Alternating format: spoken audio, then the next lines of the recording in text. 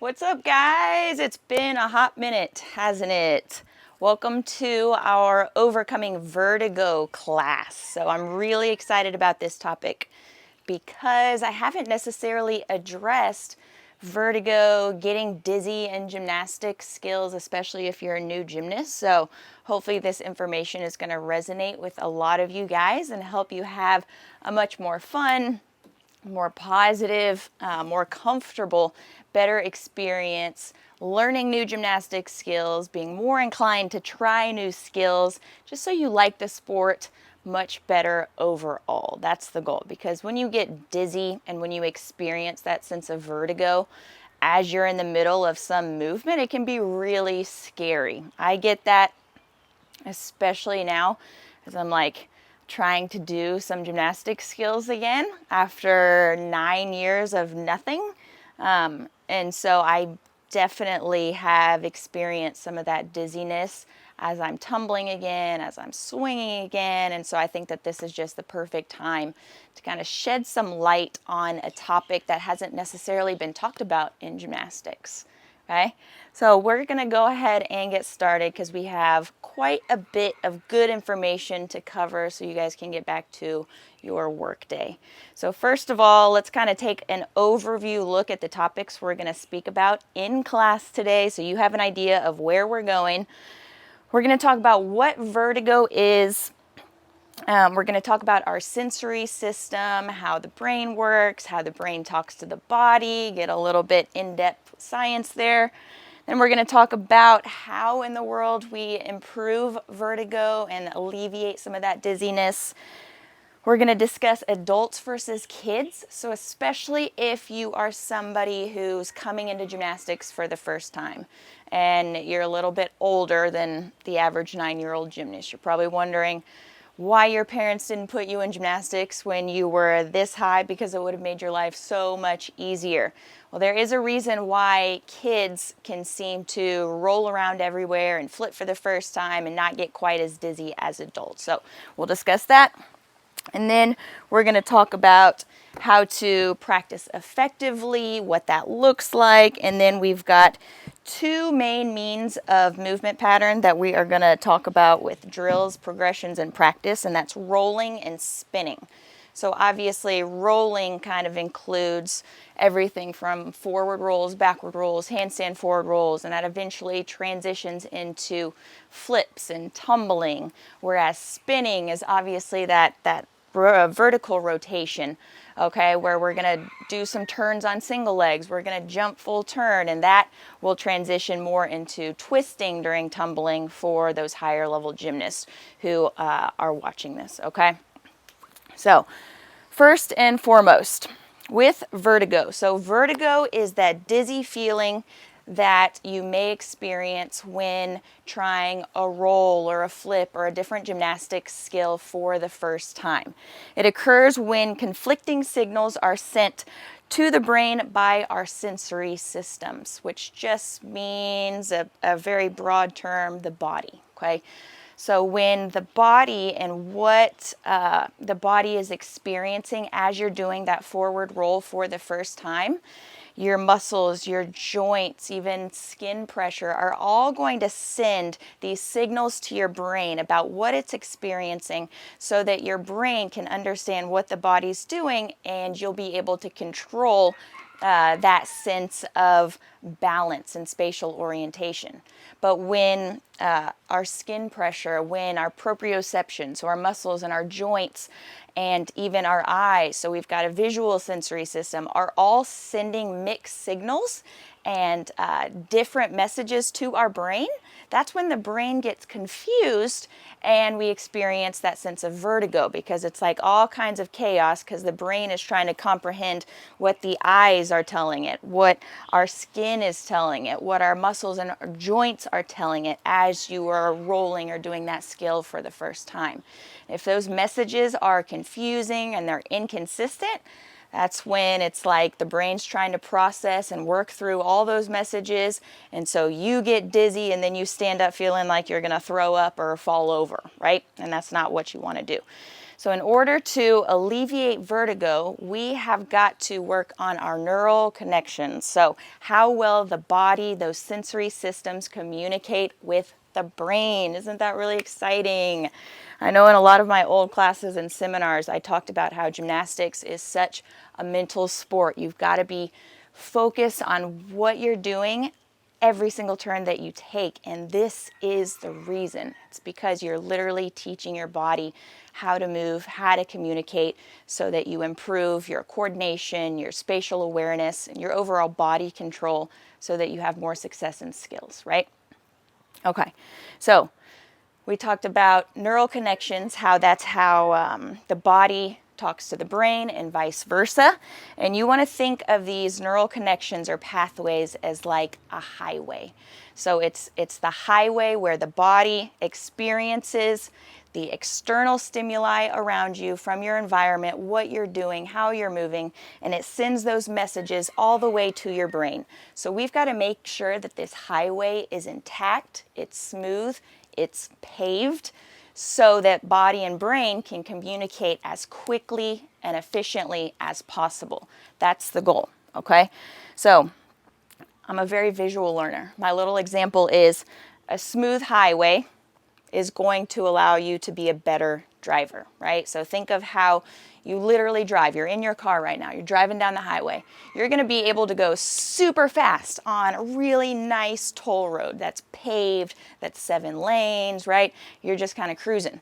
But think about how you drive down a dirt road, maybe in the middle of nowhere. You're out in the backwoods country, and there are trees. It hasn't necessarily been cleared. There's big rocks in the way. You're going to have to go significantly slower and risk damage to your car because there are so many things in your path. You've got to really pay attention to everything that's around your car so you don't wreck, right? Well, the same has to do with our neural connections, those pathways from our body to our brain. If you're somebody who's new to gymnastics, you've never quite moved in the ways that these skills require you to do, you're probably more so driving down that dirt road in the back country, right? You're figuring it out. You've got a lot of stuff in your way, but hey, at least you're doing it. You're working through it, right? And so the goal is that neural connections, like a highway, can be improved with work and with maintenance. If you take the time and you go into your backcountry road and you clear out the rocks, you clear out the trees, you pave that puppy, you are going to be able to build a nice smooth highway that down the road, even if it's days, months, years, you're going to be able to speed along just fine, okay? So it's really important to know that the way to alleviate vertigo is by work and approaching it just like any other actual gymnastics skill, which is the weirdest part because you think that since this is all occurring in our brain and it's not necessarily something tangible like a cartwheel, like learning a handstand, like learning a glide kip, that it should come easy and it should click. But that is not the case. So we have to approach it just like a skill because this stuff is really hard. It's super hard because you are literally trying to help develop the way your brain and your body work. So it's arguably harder than actually learning the gymnastic skill itself. But it is so important and so beneficial because when you improve this spatial orientation, which essentially is what it is, your coordination, it is going to transfer into, yes, all of your gymnastic skills, but it's going to transfer into everything that you do, whether that's functional fitness, calisthenics, you're playing a different sport, you just feel like playing on the jungle gym with your kids one day. You're just going to have such a much better sense of your own body and how to move yourself through space that you'll feel like a totally different person who can do anything you want, which is the goal, okay? All right, so there is our overview on vertigo. Now we're going to dive a little bit deeper into one of our sensory systems. There are a few around the body, which is our vestibular system. Okay, it's located in the inner ear, and the reason why we're focusing on this one more so than the others is because it is the biggest contributor to our sense of balance and spatial orientation, right? Maybe you've been on a boat one time and gotten seasick, or had somebody tell you because you have an ear infection, you feel like you're wobbly all over the place. That's our vestibular system, and when it gets out of whack, when we have those miscommunications between body and brain, that's when you start to feel that sense of wobbliness, dizziness, vertigo, okay? So what we're trying to do here with the vestibular system specifically is to improve the pathways from the body, so our inner ear, what we're seeing, our sense of balance, allow it to communicate better with the brain so that our brain can react and interpret faster, which means you're going to have a decreased sense of vertigo, right? Think about the highway. You're going to be able to get to point A to point B much faster along a paved highway than point A to point B on that crookedy dirt road. Okay, so we've got to learn how to pave the highway between our vestibular system, our sense of balance, spatial awareness, and the brain so that we don't get that sense of dizziness during our skills. Sound good so far? Any questions? Nice, let's just keep going. Okay, so how do I do it, right? That's the big question that we're trying to answer. How in the world do you improve those connections? How do you pave your highway? Well, like I referenced a few minutes ago, you want to treat your neural connections, your pathways from body to brain like an actual gymnastics skill by practicing and repetition. Okay, so how many of you just heard that and are super disappointed? Because that means there is no secret sauce, there's no magic pill, there is no singular tip that I can give you as a coach to say, hey, do this, and you can fix it immediately. Next time you go in the gym, you're not going to be dizzy at all. That's just not the case. And frankly, I don't think I've ever had any kind of those magic moments with gymnastic skills, because in this sport, there aren't any. It just takes a whole lot of commitment, hard work, and perseverance, especially through the hard times. And vertigo is definitely one of the hard times, okay? Not impossible. It just takes some working through. So practice helps teach your sensory systems to react faster and communicate better with the brain, all right? That is the whole goal. That's the skill we're trying to improve. So just like we're going to take a handstand hold, for example, I would never say, okay, you are a brand new gymnast. You've come into my gym, my class for the first time. You've never gotten upside down, but let's just try it. Kick upside down against a wall, see what happens. It's like, no, that's a horrible idea. We've got to build up your strength, your mobility, your sense of confidence before ever attempting that first skill. So I would start you with some conditioning. Let's make sure you can do a plank. Let's make sure you can do some push-ups to show you've got some upper body strength. Let's have you do our bench stretch to make sure your arms are capable of fully opening at the shoulders to get into that stacked position.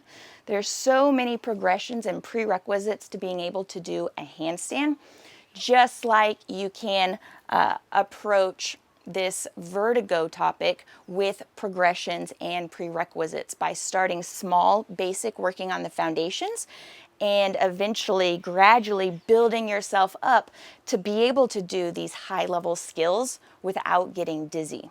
So as you come into gymnastics and you see a girl working on the bars and she's swinging around and around and around, you're like, oh my gosh, how does she do that? Will I be able to do that in a week without being dizzy? I feel like I'm going to throw up just watching her. Well, no, because she spent hours and hours and years starting from the bottom as a little kid and growing and progressing her gymnastics and her spatial orientation ability to be able to do those 10, 12 giant swings in a row without getting dizzy. If you're at the starting point of your journey, we've got to start you at a starting point with very basic movements to help you develop these connections so that you don't experience that vertigo. Does that make sense? Hopefully. Okay. That brings us to kids versus adults. And especially as I was doing more CrossFit style seminars, lots of questions about, oh my gosh, my kid is in gymnastics and I watch them run around, jump on the trampoline, flip and roll all day, every day for hours. But I'm trying to do this forward roll and I get super dizzy. Like, it's so much easier to be a kid. And that's a really easy, like, kind of reason to grasp onto. And yes, as a kid, it is easier to move because your joints don't hurt. Your body's not tired. You're not super sore, right? You're just a kid. You're just playing. But let's talk more specifically about why you see kids running and flipping for the first time, but they don't seem to be as dizzy as an adult who's maybe kicking upside down for the first time, doing a cartwheel for the first time, right? It's because you have to consider their daily activities. So think about literally the lifestyle between a child and an adult. What are the differences? And let's say we're in summer, and also to kind of preface this, I am just very generally speaking. I know that everybody has different schedules, different activities, whatever, but just to give you a black and white example, for the most part, very generally speaking, kids are so much more involved in sports, in physical activities. They run around, they wrestle with their siblings, they are constantly falling and jumping off of things, right? Versus adults, as we age, we start to move into a different point in our lives where our careers take over. And a lot of people's careers require them to be sitting at a desk for at least an extended period of time during the day, right? So the daily activities between when you're young and when you're older significantly change. So a kid who's running around every day, even after school, playing sports, you're doing soccer, basketball, gymnastics, dance, ballet, whatever.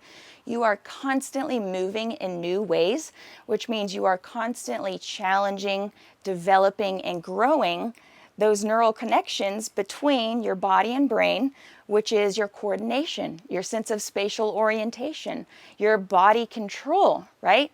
Every single day for hours, as long as you're playing, as long as you're wrestling with your brother on the floor and he's flipping you upside down, as long as you're playing basketball and you're trying to juke somebody on the court, your hand-eye coordination, everything. You think that it's playing, they think that it's playing, and it is, but you're also doing such an important thing as a kid, and you are helping to develop your brain pathways, okay? Versus an adult, if they sit at a desk for 5, 6, 7, 8 hours a day, just sitting there, and they have to say, oh man, I really need to commit to like 10 minutes of fitness every single day. I got to try to get in a 5 or a 15-minute workout today. That's great, okay? But I just want you to see the difference between playing outside as a kid for hours and trying to fit in even a 15-minute workout as an adult, right? There's a huge difference. And since we established that our neural connections, our spatial orientation, the sense of vertigo is a skill, right? We approach it as a gymnastics skill. A skill is something that has to be upkept and maintained. You have to consistently practice it to keep it, right? So as we transition into adulthood, if your schedule significantly changes that much, you're not necessarily devoting as much time and effort and energy to maintaining that skill, and over time you're going to lose it. And so a lot of times adults will get into their careers, will, for various reasons, whatever in their life, where they're not as physically active, they're not trying as many new things, and so they start to lose that sense of spatial orientation. Their pathways, their highways start to deteriorate because they're not being maintained. They're not being constantly worked on, which means your pavement's going to crack, which means you've got weeds and grass growing through the cracks and crevices, which means your foundation's going to shift, right? And it all happens over time. But you only really realize it when you're driving down that road for the first time in a long time and you hit a big bump and it jolts you. You're like, oh my gosh, like I've been neglecting this for so long. I have this humongous crack in my highway now. Like, what am I going to do? And you can either ignore it and drive over it every day and not be surprised when additional cracks pop up, or you can say, shoot, I got to address this right now, and you got to get somebody out there to help you to repave that part of your road. Does that make sense? Again, very visual learner, so I got to see these things, okay? So kids are more involved in activities that constantly challenge those connections, that communication between body and brain, whereas adults, we start to neglect it the more involved we get with jobs and sedentary lifestyles and things of that nature. So that's why especially adults who come into gymnastics at a later age are trying to do these new movements with new movement patterns that their brain isn't used to, and that's where the sense of vertigo is coming in, because you haven't challenged that communication process in so long, it's started to crumble. And it's crumbled enough to where we've got to start at your foundation, start at the bottom, and build you back up, okay? Is that a bad thing? Absolutely not.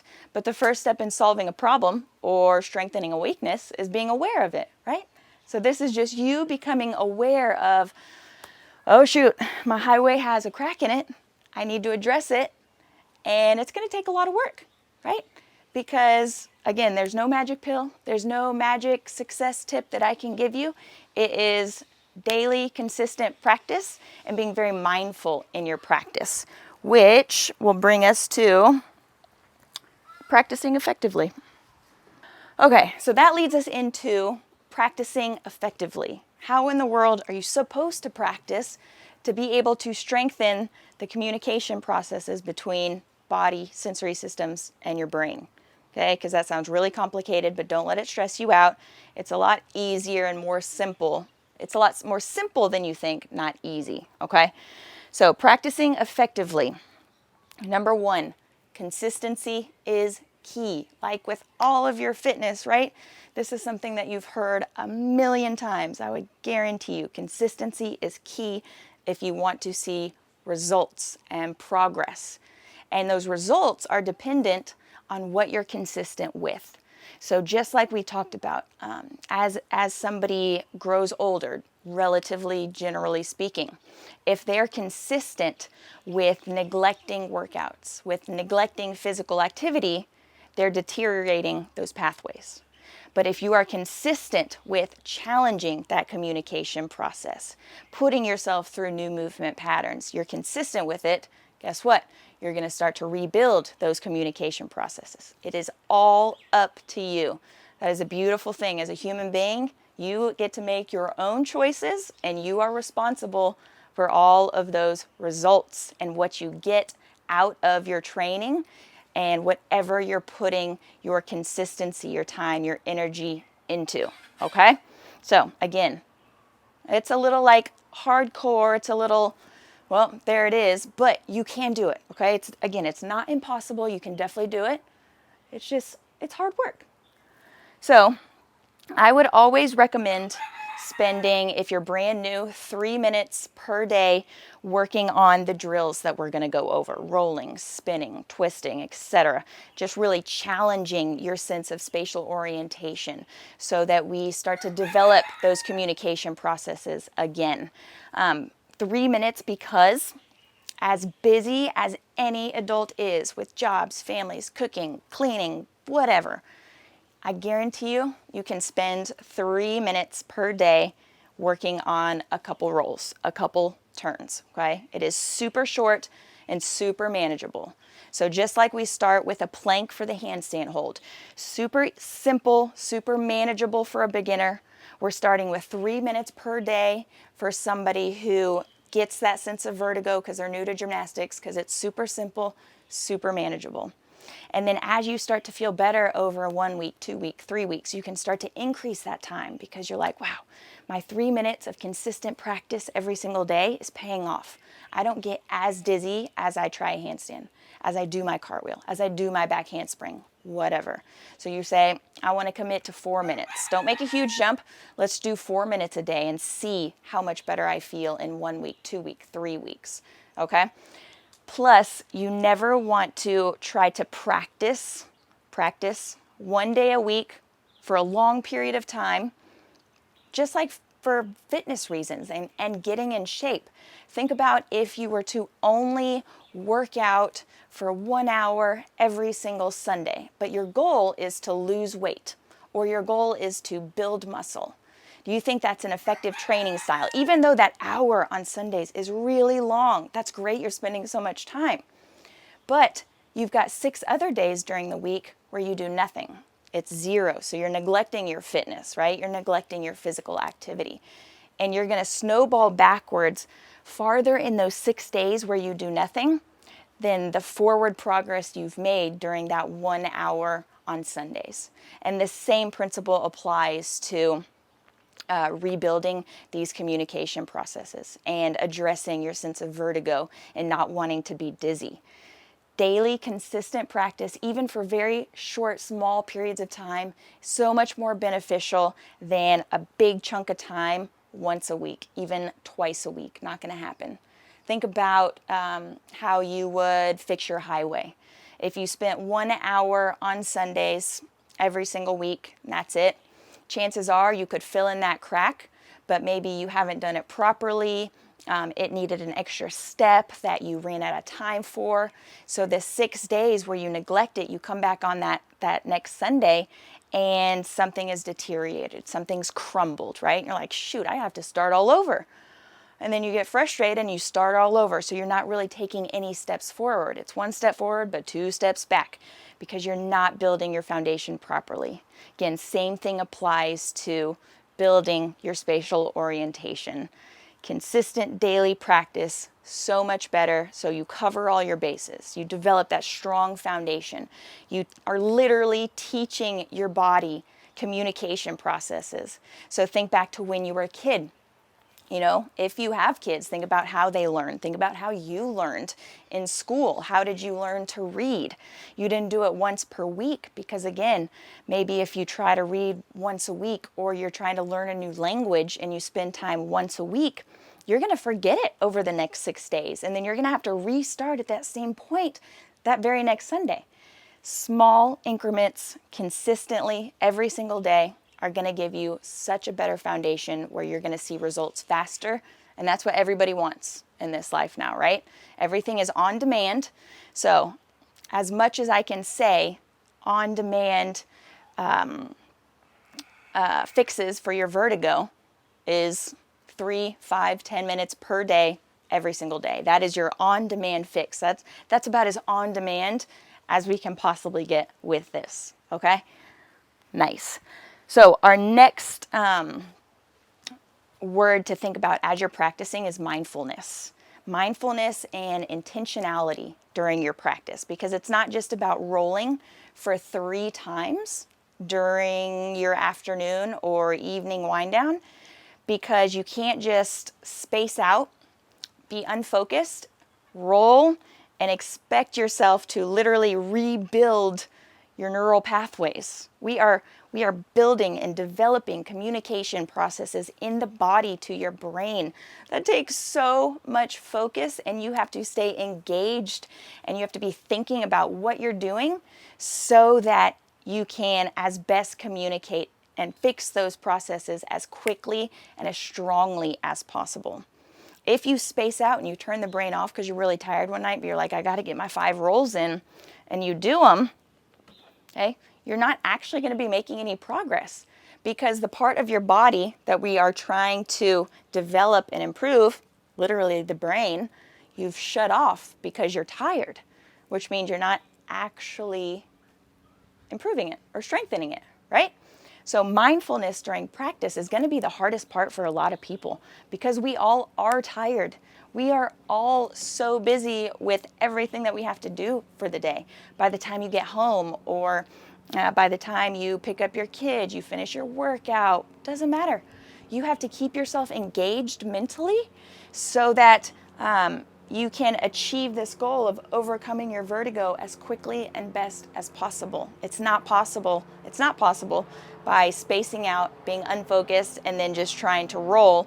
And after a few weeks of just mindlessly rolling and flopping yourself all over the floor, you're like, oh, why don't I feel better? Oh, because you're not actually strengthening the muscle, the part of the body that we need to strengthen, right?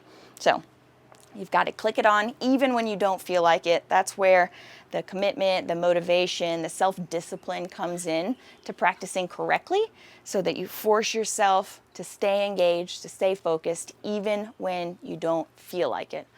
There's a life lesson and a principle for you, right? All right. Last one, the double P's, patience and perseverance. So again, sounds super cliche, but you have to be patient with yourself and you have to persevere. Because again, this is hard, especially in the beginning stages of helping alleviate that sense of vertigo and dizziness. That's all you're gonna experience, right? Because you're in the process of repairing your cracked, damaged, deteriorated highway. And the first few times you drive over it, even after trying to fix it, it's still going to be bumpy, still going to be rough, you're still going to have to go super slow. But over the days, the consistent time and effort that you put into fixing that highway, your drive is going to become smoother and smoother and smoother and smoother, but it takes a long time. Again, it's not just like, it makes learning a handstand or a flip seem really easy because sometimes you can mindlessly do those things. But creating those pathways, improving that communication process just takes so much more mental and emotional effort to where you've got to be patient because it doesn't happen overnight. There's no secret success, no magic pill, especially when we're doing something as complex as this, okay? So again, super cliche. You're like, oh, I probably heard that before, but guess what? I'm here to remind you, you have to be patient. It doesn't happen overnight. And everybody is different too. So maybe an athlete at your gym, they focus on it and they practice this for the next couple days and they're like, already improving. Well, that's awesome. But everyone has a different journey. Everybody has a different starting point, different abilities, which means your journey and your process is going to look very different than the person right next to you. So you can't say, oh, they did it in 2 days, they did it in 8 days, I'm going to try to do that too. Nope. As long as you are consistent, you're doing your job and your due diligence to improving this issue, that's all you can ask of yourself. So stick with it. Just like, again, learning a new skill, trying to build strength, trying to lose weight, it happens over time with consistent choices and habits versus all at once, just in the blink of an eye, flash of a light. Okay? Patience and perseverance. All right. Any questions so far? Nice. Good job, guys. That brings us to drill number 1, which is rolling. So this rolling drill is just a very broad umbrella term for a couple exercises I'm going to give you that's going to help. Okay, so I chose rolling and spinning because obviously they're the 2 main movement patterns. So we've got forward, hips overhead, and then spinning in a vertical position, right? We're twisting around. So 2 different movement patterns that are usually the biggest contributors to making people dizzy. So we've got 3 progressions that we're going to go over, starting from simple, very basic, and we get more complex and more advanced as we go down because there's going to be athletes of different ability levels watching this and using this. So again, starting super basic, but test yourself and then gradually work through these progressions as you can do them safely, confidently, and effectively. Okay, so starting super simple is a roll stance looking around. Okay, so this is as simple as it sounds. I'm not trying to trick you with words. All we're doing is literally getting on our hands and our feet. We're setting up in that forward roll stance that hopefully you've seen me do before. And then we're just going to start looking around at the world, just kind of varying what we see to see if we can challenge our vision and our sense of spatial orientation to see if this is a point where you start to get dizzy, or maybe you don't. You're like, oh, I actually feel pretty good. But we have to start basic and challenge in the most basic, safe ways first before we can put you through a challenge with a higher level skill, right? So roll stance, hips up in the air, walk feet forward, and then just look around.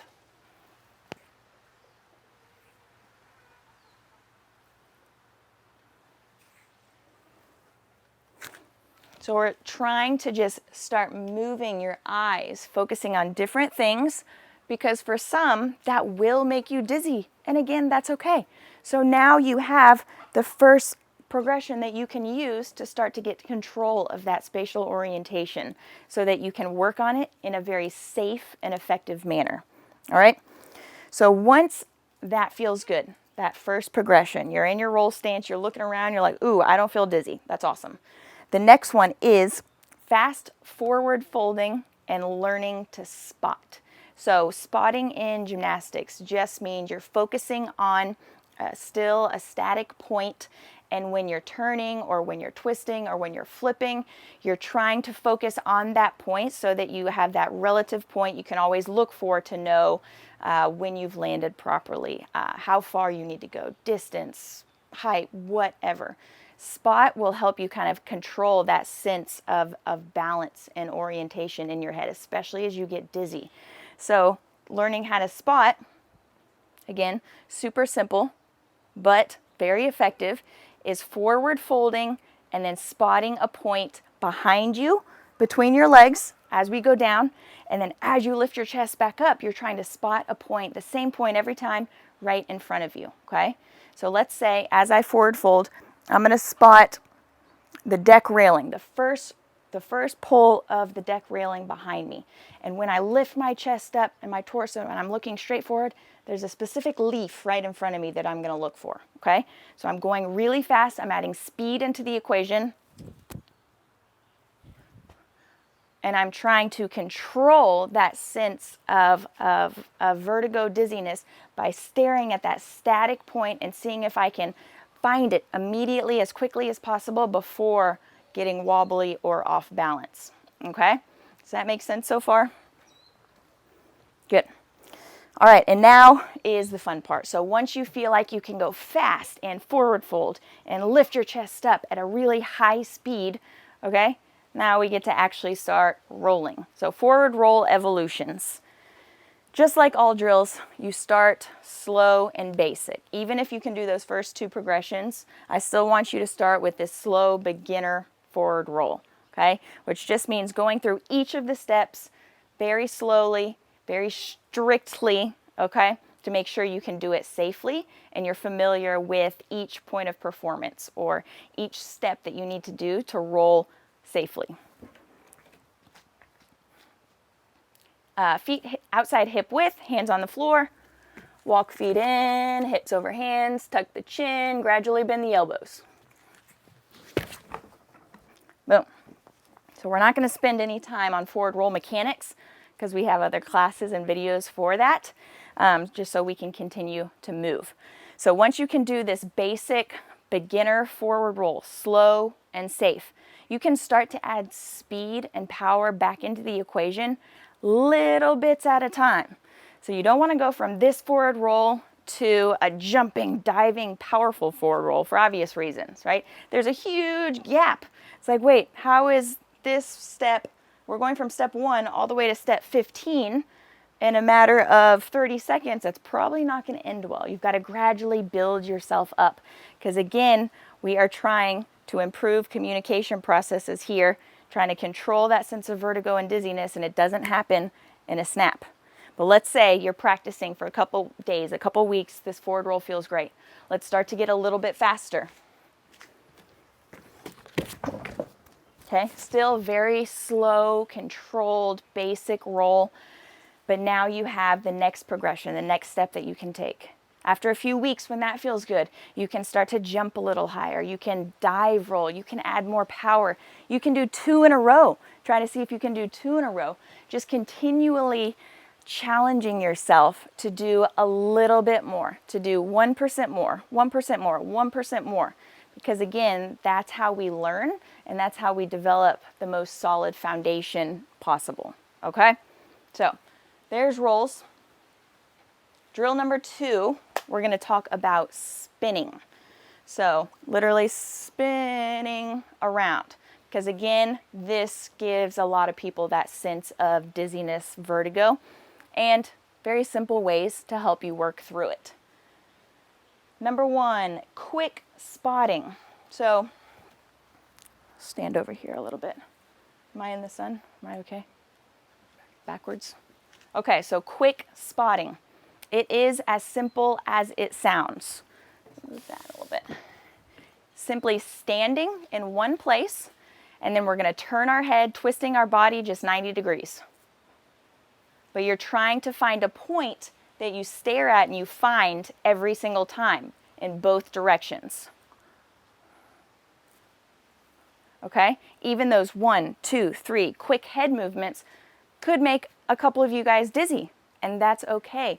Now you know that even if you have a 9-hour-a-day office job, you can be sitting in your chair, moving your head just like that, 90 degrees, multiple times a day, and still be able to work on getting rid of your vertigo, right? Isn't that the most beautiful thing? It's super simple.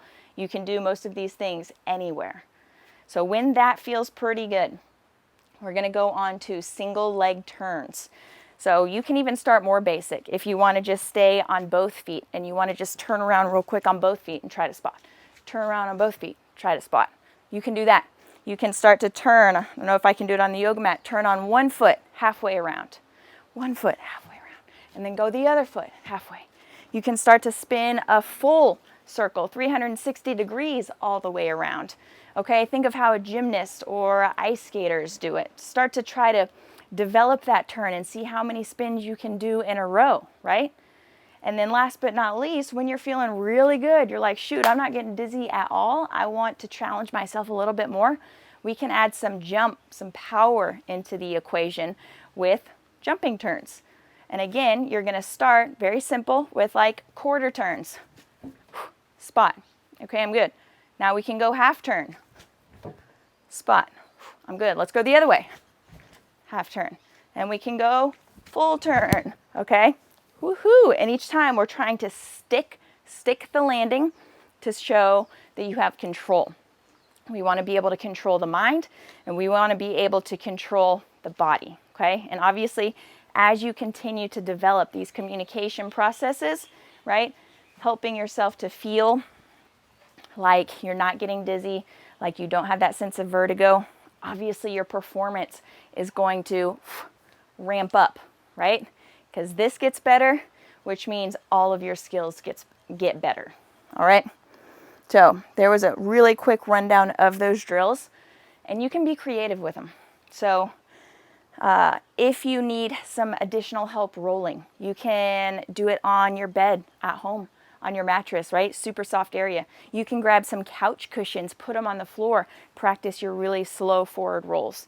If you're feeling good with your jump turns, you can practice jumping from 1 foot, landing on 2 feet, both directions. You can even play with closing your eyes to continue to challenge all of your connections, okay? And what you can do with your spatial orientation. And from there, you'll be able to try higher level gymnastic skills, be dizzy at first, but be able to work through it with repetition and practice and continue to build, growing, not only in these connection processes, but in your actual gymnastics movements. Because the more you can control your sense of vertigo, your brain, your pathways, the more you can control your skills, which means the higher level skills that you can do safely, effectively, confidently, and just more fun. Because when you get dizzy, it's just not fun. It's scary, it's stressful, you don't want to do it anymore. So we've got to address this to make sure you enjoy the sport as much as you possibly can and should, because it is super fun. All right? Nice. Are there any questions? Cool. I'm very excited about this topic. So for my Breazeal Training Club members, we're going to have this whole class and all my notes provided on our members website. I'm doing a series of quick tips today so that you can get the meat and potatoes of what we talked about in relation to vertigo, dizziness, and the processes we can use to help alleviate that. So be on the lookout. And if you want access to that, you can join the online team and get access to not only this class, but all the classes, all the skill programs, all my 4-week training plans, everything is all included. So if you need notes, if you need additional help, come on, you can join us. You can shoot me a message so that you can get access to everything and improve your experience in gymnastics, which is the ultimate goal, right? So I cannot wait to hear how you guys do with all this stuff. If you have any questions down the road and you're watching a recording, so I'm not here live, feel free to comment below or shoot me a question over email, here. Doesn't really matter. Just get in touch and I'll do my best to give you a clear and quick answer as best as I possibly can. Thanks for tuning in, everybody. It had been a while, but I'm very glad to be back with these live classes. And I hope you stay happy and healthy out there. Bye.